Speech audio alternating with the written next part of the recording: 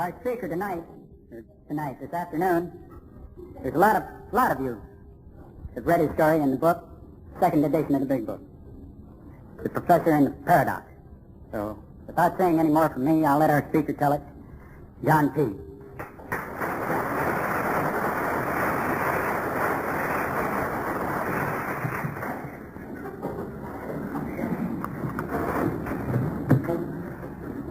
Thank you, Don, for that introduction. My name is John Parr. I suppose every AA group does need two Johns.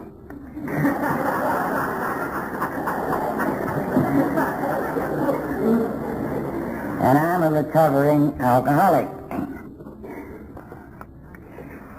As Don has mentioned, my story, or part of it, is in the big book, in the second edition, the 1955 edition of the big book. It was taken out of the recent 1976 edition.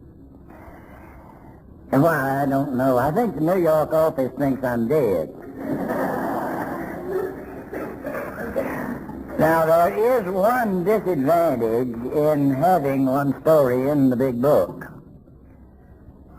You know, most of us in AA have basically only one story. And that one in the big book is mine. And I had delivered it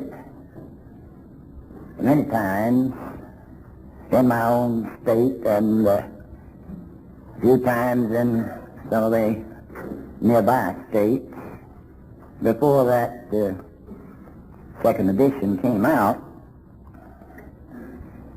And one time when I was on the program of the state AA convention in Arkansas, in fact it was Little Rock, where I was virtually unknown, I delivered the same talk, very much word for word. And then after the speech was over and I was standing in the crowd out in the auditorium lobby, I overheard one man talking to another one about me. And he said, that last speaker was a fake, a liar, and a thief. He stole every word he said right out of a story in the big book. I read it last night.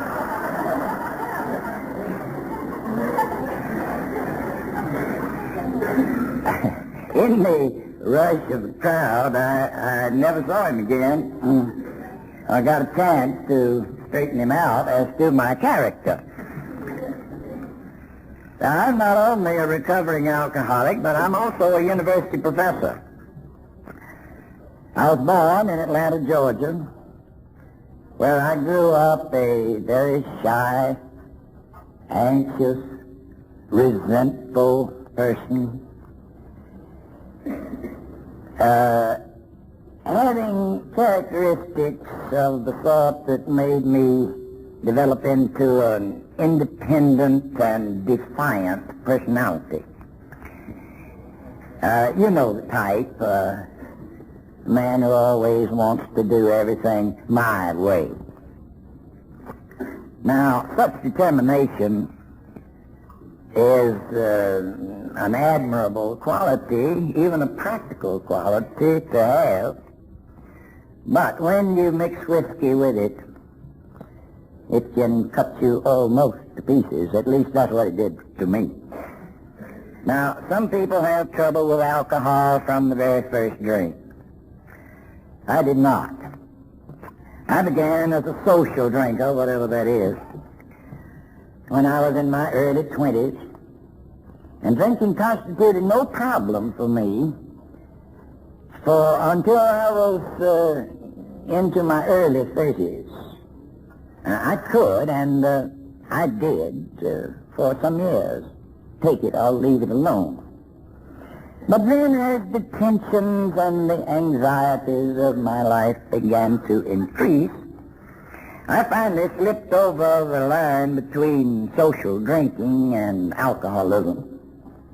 And once having crossed that line, I went down fast, as if I had fallen off a cliff. And then it looked as if I were going to ride this toboggan of destruction to the bitter end. And some of you know the bitter end is not a very pleasant place. I admit I didn't get as bad as some I have heard. I was one of those who stopped in time. I never lost a job. I never quit a job to keep from getting fired.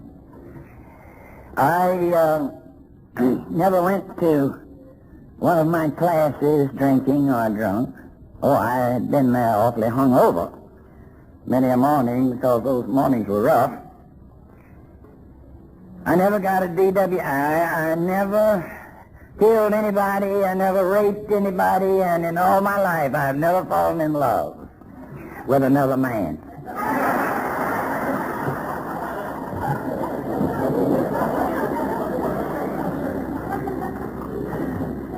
But I assure you, I drank enough whiskey to get into much more trouble than I care to admit.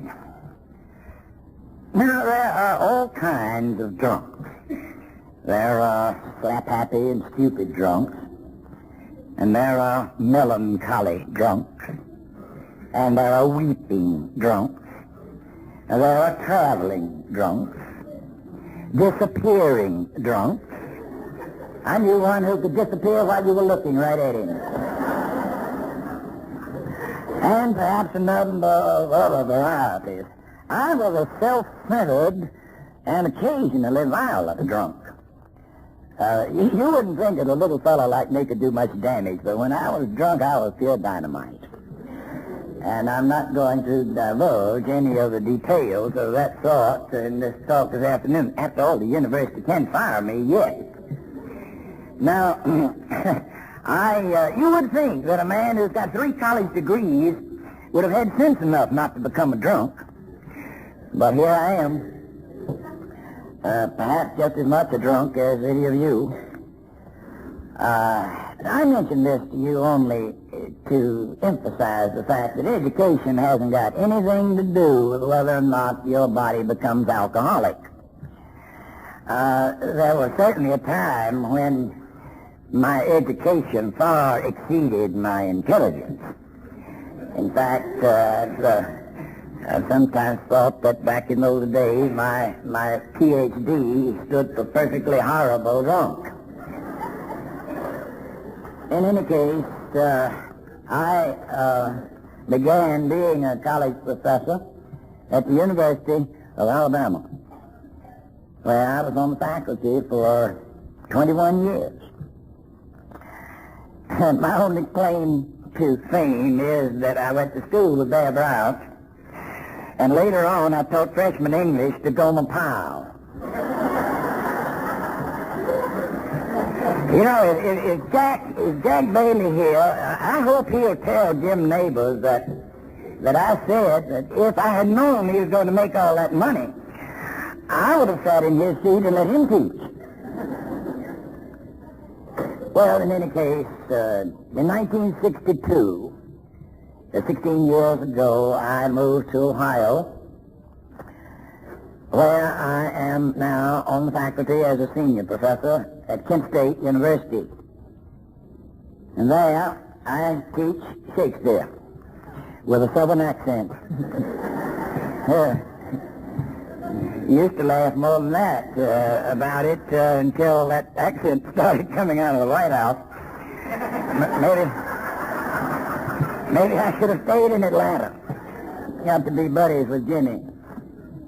Now, while I was down there in the Southland, I came to believe that life was not worth living unless I could drink. And I was utterly miserable. I was sometimes desperate. I was living always in a state of tension, perhaps fear. And to cure that, I would try a little more drinking. And by this time, I drank with the inevitable result. That is, I acquired that irresistible and uncontrollable urge to take another one and another one and another and another until I was down and drunk and hungover and usually in some kind of trouble. Now, I was a daily drinker. I drank every afternoon and every night. And in that hangover stage, I would get up in the morning and vow to never touch another drop and then be drunk again that night. And I did that again and again and again, punishing myself and my family in that way. Well, I knew at least there had to be some changes made. And so I set out to change things, and I tried to change the time of my drinking, the place of my drinking. I tried to change the amount of my drinking. I even entertained the idea of changing wives.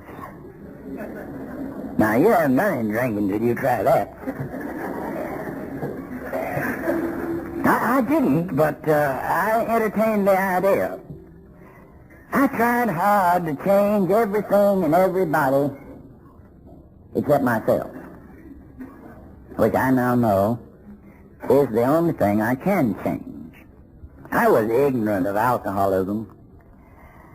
I didn't know that it had become physically impossible for me to drink socially or moderately.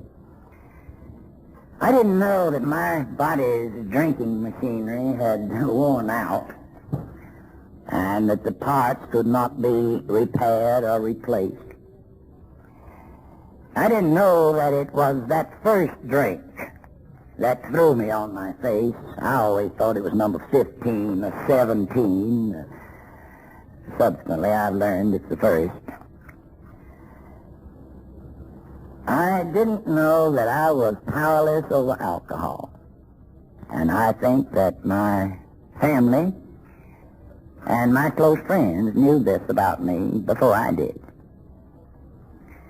Well, I'm not going to go through a series of drunken episodes. I'll just tell you about one, my last one. Finally, as with most of us in AA, there came a crisis.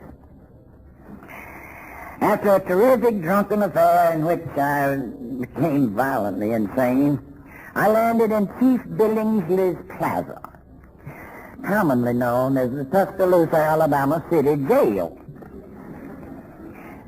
Now, I don't know exactly what happened to me on this, my last bender. But here are some things that did happen that I was told about subsequently. It was in February, during the first week of February, and it was about midnight. And after breaking up a number of things in my home, I was running up and down my front and my side yards with my pajamas flapping in the wind, daring all the neighbors to come out and fight. Now, the neighbors had done nothing to provoke anything like that, but there I was. Well, there wasn't anything to do but to lock me up. And when the police came out to my house, they looked around and they decided that they didn't want to take me in. But I insisted. Now, that'll show you're crazy right there.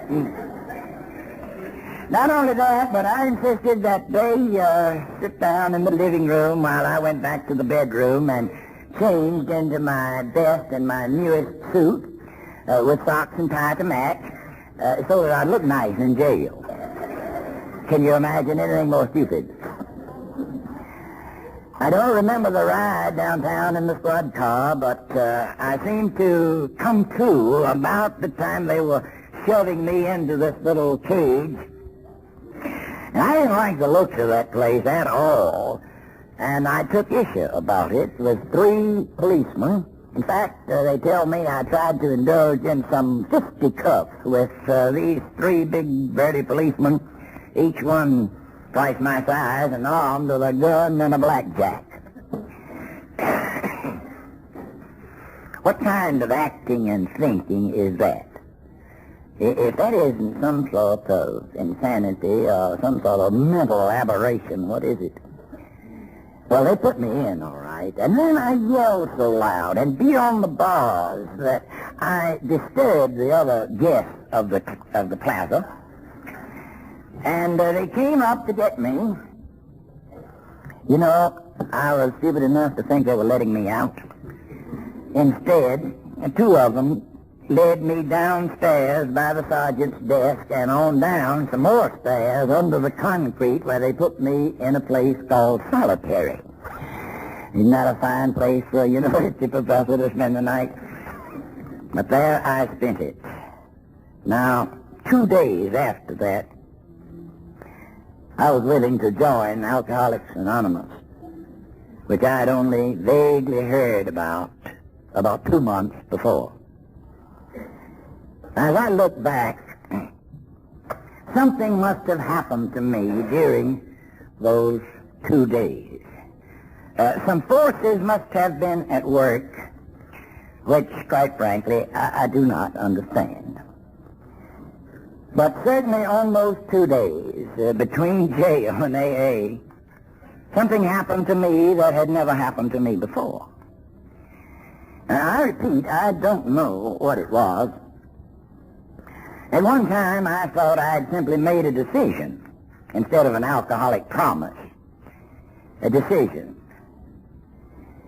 But I discarded that idea in favor of assigning the cause to the guiding hand of God. I actually think that God gave me a shove into Alcoholics Anonymous. And then that was followed by my own attempt to make those 12 steps to recovery that they showed me about as soon as I got in the group. Well, whatever it was that brought me in, I have been in, and I have not had a drink since that time. And that time was in February 1949. So I have been around a while. I would like to tell you one or two things about that little group in Tuscaloosa, Alabama, where I joined AA. The group was new. In fact, AA was new, at least in Alabama at that time. This little group was only 2 years old. And there were only 6 groups in the entire state of Alabama. I checked the directory the other day. I discovered there are 119 groups in the state of Alabama now. But there were only 6 back then when I got in, and we didn't know much. We had the big book and a pamphlet or two, and we had made the first step, or part of it, and a part of the 12th step, and disregarded all the other steps in between, which was a mistake. And so we set out to sober up everybody in West Alabama. And on meeting nights, we had a little club room there in the basement of the courthouse. On meeting nights, nobody drinking dared show his head on the street. Well, we'd go out, and we'd forcefully bring him back into the meeting whether he wanted to come or not. And you know, we never sobered up a single one that way, not one. And then we had a phone, and if a drunk called, a few of us got in the car, went out to his house, armed with a pint and a bottle of pills. Now, we were sympathetic. We wanted to help him make it through the night. And if he weren't drunk when we got there, you can bet he was stoned when we left. We fixed him up good. Now, this was all wrong, too. It was even dangerous. You see, we could have killed somebody. And once we thought we had killed a man. We had given him a heavy dose of formaldehyde. Now, some of you know that when that stuff hits you, when it hits you, you just about freeze. You just clamp down. And we had given him this formaldehyde, and as he lurched forward, I guess it's horrible to tell about this, but as he lurched forward, his false teeth were half in and half out of his mouth, just as the stuff hit him, and he froze, and he clamped down on these, and there he lay. Well, we thought we had killed him because his wife called up at 3 o'clock the next afternoon and she couldn't wake him up.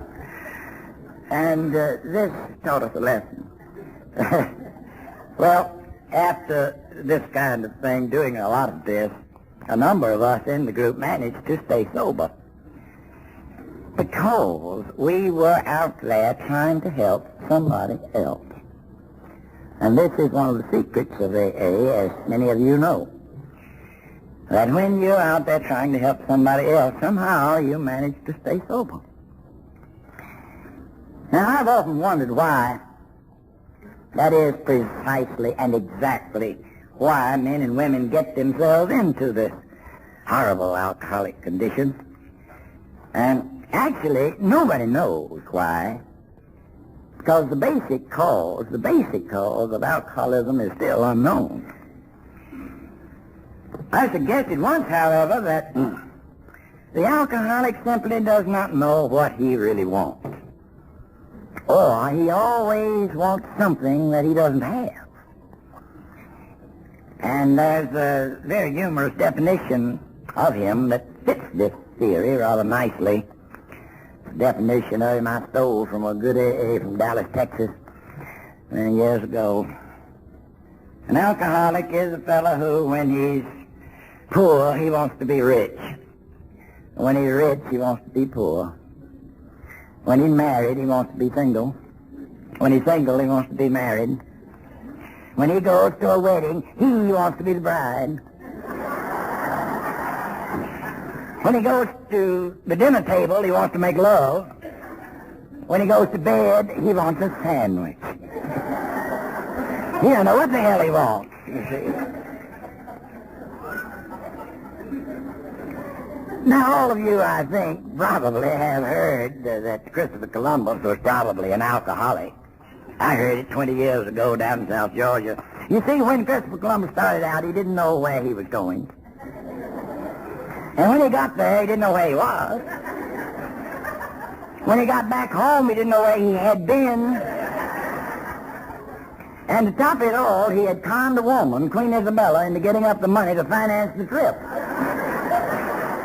Typical alcoholic. You know, recently I haven't been too sure about George Washington. You remember that picture of him crossing the river? How many of you, while cold sober, would try to cross the Delaware River standing up in a rowboat?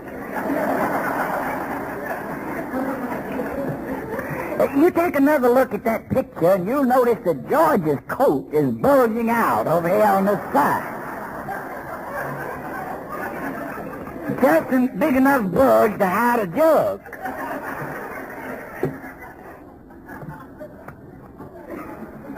Well, now, more seriously, alcoholism is recognized now as partly as a symptom.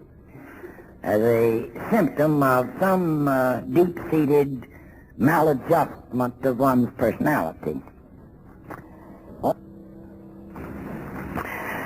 it's a symptom of some emotional conflict which a person has been unable to solve.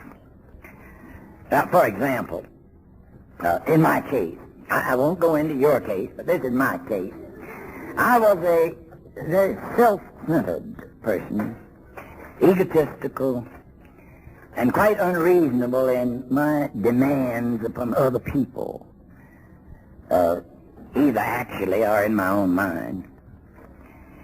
And then I was emotionally immature, or at least my emotions frequently run away with my common sense.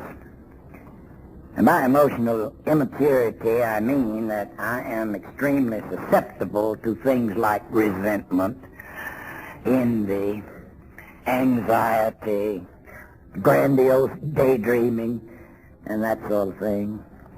And then I tried hard to be a perfectionist, and when things weren't quite perfect for me, why, I took more and more to the bottle. And fourth, I was running away. I was running away from the reality of my situation. Now those self-centeredness, emotional immaturity, striving for perfection, and running away from reality, those, I think, are the chief personality defects which play havoc with the alcoholic's way of living. And they are hard to get rid of. I haven't completely got rid of mine yet. But I have improved. I have improved to the extent that I no longer have to take a drink to cope with things like that. Now, of course, there are other detrimental characteristics that we have. There's anger and there's pride, two of the 7 deadly sins. There's intolerance. There is self-pity. Occasionally there's lust. And a number of other things that we must get rid of. I don't think any of us can hold on to those characteristics and not go back to drinking. Those things must be removed, or at least adjusted. You know, in our drinking careers, we were not very good people. We were not honest. We were not unselfish. We sometimes weren't even decent people. And so in AA we tried to improve ourselves by making those 12 steps, because these things must change. These characteristics must change. And that's why the 12 steps are there for us who need them so bad.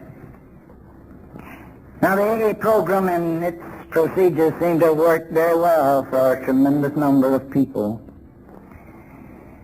We had a lot of help from the continual association we make in our groups.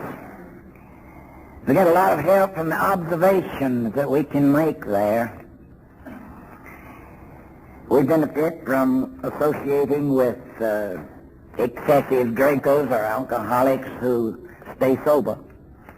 And this seems to have some sort of favorable psychological effect from us. That if Joe can do it, I can. If Sally can do it, I can, that sort of thing. Then we benefit also by associating with excessive drinkers who do not stay sober. And we can observe a great deal from them, too. I sometimes wonder whether I learned just as much from the losers as I did from the winners. Those losers certainly told me what not to do. Then we sit around in our groups and we take everybody else's inventory. Maybe you don't in your group, but we do in mine. I always felt that was okay, because eventually, you see, if you take everybody else's inventory, eventually you get around, what about taking your own? And when that happens, you seem to be on the way to sobriety. This is Ian to side 1. Please turn your cassette over and continue. And then in our groups, we learn to eliminate alcoholism by improving ourselves. We learn to change our self-centeredness. We learn to stop running away from things we do not like. We learn to eliminate or adjust our personal shortcomings. And we do all these things by taking honestly and sincerely, and I emphasize those 2 words, honestly and sincerely, our 12 steps to recovery, because they are the nearest thing to a cure for alcoholism. Acquire a way of living that we had not enjoyed in the past. And then I think sometimes when we least expect it, we discover that we are reasonably happy people. We are contented. And best of all, we are full of thanksgiving. Full of thanksgiving. Something I once knew, or thought I knew, that I could never be without drinking. Now, AA does not function in a way which people normally expect it to. For example, instead of using our willpower, as almost everybody outside AA thinks we do, we give up our wills. We place our wills and our lives in the hands, invisible hands, of someone much stronger than we.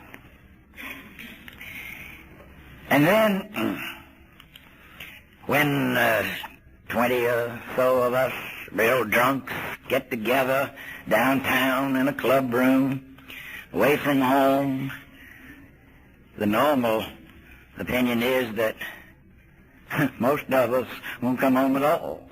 We'll get roaring drunk, and it doesn't work that way.